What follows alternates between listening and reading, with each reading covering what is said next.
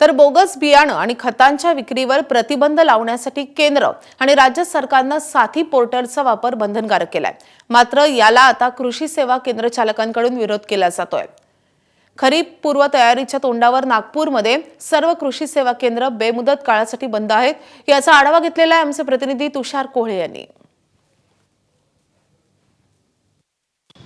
वेगवेगळ्या मागण्यांना घेऊन आजपासून कृषी सेवा केंद्र संचालक बेमुदत संपावर गेले। आपण बघू शकतो की नागपूरच्या कॉटन मार्केट परिसरातील हे दृश्य आहे।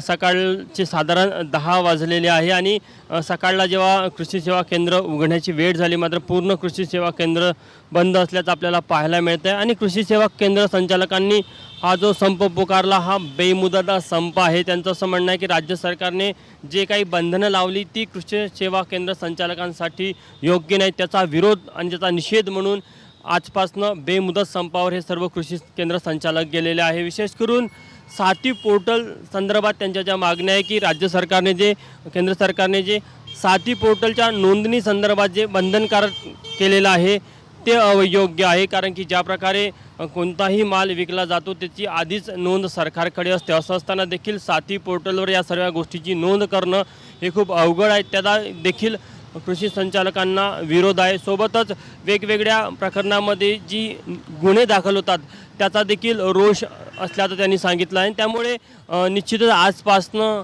कृषी सेवा केंद्र संचालकांचा जो बेमुदत संप